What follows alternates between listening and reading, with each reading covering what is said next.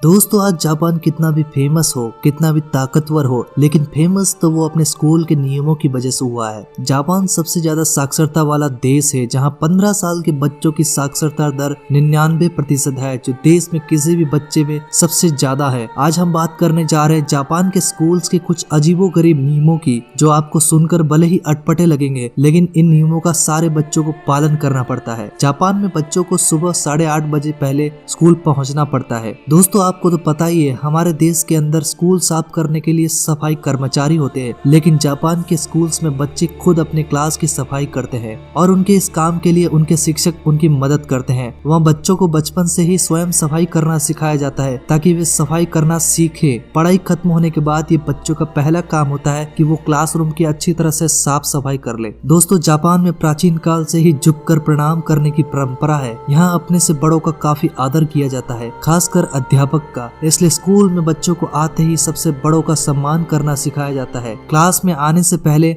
और जाने से पहले अपना सर अपने गुरु के आगे झुका के विद्यार्थियों को अपना आदर देना होता है। जापान के अंदर जूनियर हाई स्कूल तक के बच्चों को अपनी क्लास में बैठकर लंच करना होता है और उनके शिक्षक भी साथ में बैठकर खाना खाते हैं। जापानी भाषा में लंच को क्यूसोकू बोलते हैं। वहाँ का हर बच्चा अपने साथ बैठने के लिए मेट और अपनी खुद की प्लेट भी लेके आता है और खाने के बाद अपने बर्तन को खुद ही धोता है और पूरी तरह से चमकाता है और अब शिक्षक को बताता है। दोस्तों दुनिया भर में कई ऐसे स्कूल्स हैं जहाँ पर लड़कियाँ तरह तरह के फैशनेबल बाल रख सकती है, लेकिन जापान में ऐसा बिल्कुल भी नहीं है। जापान में स्कूल की लड़कियों को ज्यादा लंबे बाल नहीं रखने दिया जाता है और लड़कों को भी रोज दाढ़ी बनानी पड़ती है और साफ सुथरा रहना पड़ता है। उनका मानना है कि लंबे बाल पढ़ाई में बाधा डालते हैं। इसके अलावा जापान की कुछ स्कूल्स में विद्यार्थियों को बिल्कुल साधारण रहना पड़ता है। वहाँ कोई बच्चा अपने बाल डाई नहीं करा सकता, कोई मेकअप नहीं कर सकता और न ही लड़कियां अपने नाखून पर नेल पॉलिश लगा सकती है। जापान के स्कूल में एक नियम ये भी है कि यहाँ ठंड में कोई भी स्टूडेंट अपनी स्कूल यूनिफॉर्म के साथ रंग बिरंगी स्वेटर या फिर जैकेट नहीं पहन सकता, सिर्फ नीली, काली और भूरी रंग की स्वेटर पहन सकते हैं। वहाँ जूनियर हाई स्कूल तक स्टूडेंट्स को सिर्फ स्कूल यूनिफॉर्म पहननी पड़ती है, जिसे जापानी भाषा में शिफुकु बोलते हैं। जापान के लगभग सभी स्कूल में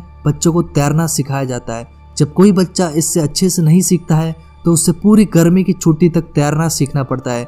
यानी अगर आपने कोई प्लानिंग कर दी हो तो भी कैंसिल हो जाएगी, क्योंकि आपको वो तैरना सीखना पड़ेगा। गर्मियों की छुट्टियों में स्कूल वैसे बंद होता है, लेकिन फिर भी शिक्षक रोज स्कूल आते हैं और स्कूल में आर्ट, साइंस, स्पोर्ट्स जुड़े आदि गतिविधियां सिखाई जाती है, जिससे बच्चे अपनी मर्जी से और अपनी रुचि के अनुसार भाग लेते हैं। जापान में टीचर बहुत कम छुट्टियां लेते हैं, लेकिन अगर किसी कारणवश टीचर अगर स्कूल नहीं आ पाता है तो उसकी जगह क्लास में कोई दूसरा टीचर आया है तो बच्चे उस टीचर से सभ्य तरीके से पेश आएंगे और उस विषय की बारे में खुद अपनी जगह पर बैठकर पढ़ाई करेंगे। वहाँ पर बच्चों पर मिडिल स्कूल के बाद विषय चुनने का दबाव नहीं होता है। अगर बच्चे कौन सा विषय लेना चाहते हैं निर्णय नहीं कर पाते तो शिक्षक उनकी मदद करते हैं। दोस्तों सबसे इम्पोर्टेंट बात तो रही गई, जापान के स्कूल में स्टूडेंट्स को लव रिलेशन में पढ़ना सख्त मना है, इसलिए स्टूडेंट्स को वहाँ पर सिर्फ पढ़ाई करना ही पड़ता है। इसके अलावा जापान में छोटे बच्चों को घर पर काम करने के लिए होमवर्क नहीं मिलता, लेकिन हाई स्कूल में आने के बाद उन्हें घर पर काम करने के लिए बहुत सारा काम मिलता है और वहाँ स्कूल में बच्चों को गलती या शरारत करने पर क्लास से बाहर नहीं निकाला जाता।